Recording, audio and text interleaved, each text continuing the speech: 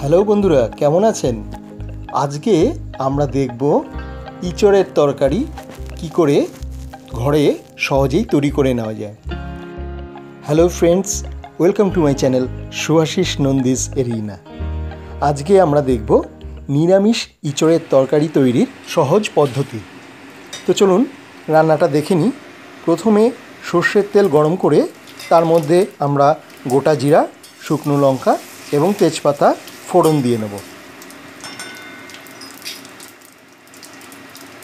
এরপর তেলের মধ্যে দিয়ে দিতে হবে ইঁচড় এবং আলুর টুকরোগুলো, যেগুলো আগে থেকে কেটে রাখতে হবে। সেগুলোকে রান্নায় দিয়ে ভালো করে একটু নেড়ে চেড়ে কষিয়ে নিতে হবে।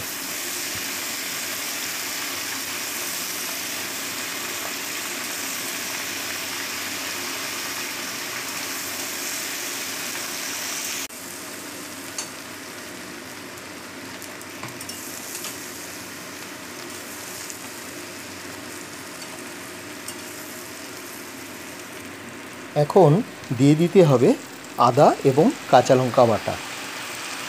এবার সমস্ত উপকরণগুলোকে উপর নিচ করে ভালো করে নেড়ে চেড়ে নিতে হবে। এখন রান্নাটিতে দিতে হবে পরিমাণ মতো লবণ, তার সাথে দিতে হবে হলুদের গুঁড়ো, আর দিতে হবে পরিমাণ মতো জিরে গুঁড়ো।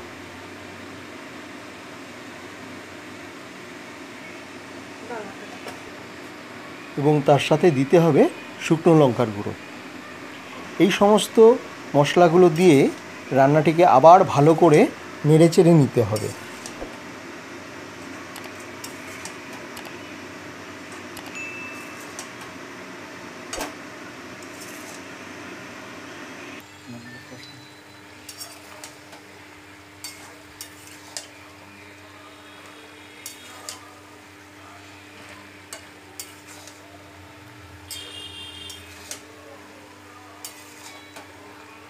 রান্নাটি বেশ কিছুক্ষণ কষিয়ে নেওয়ার পর রান্নার মধ্যে দিয়ে দিতে হবে সামান্য পরিমাণ ঈষৎ উষ্ণ জল।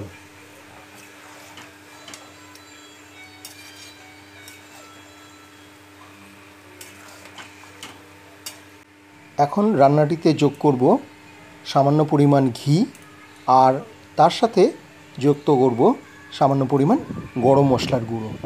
রান্নার মধ্যে গরম মশলার গুঁড়ো ছড়িয়ে দিয়ে ভালো করে রান্নাটিকে আবার মেখে নিতে হবে।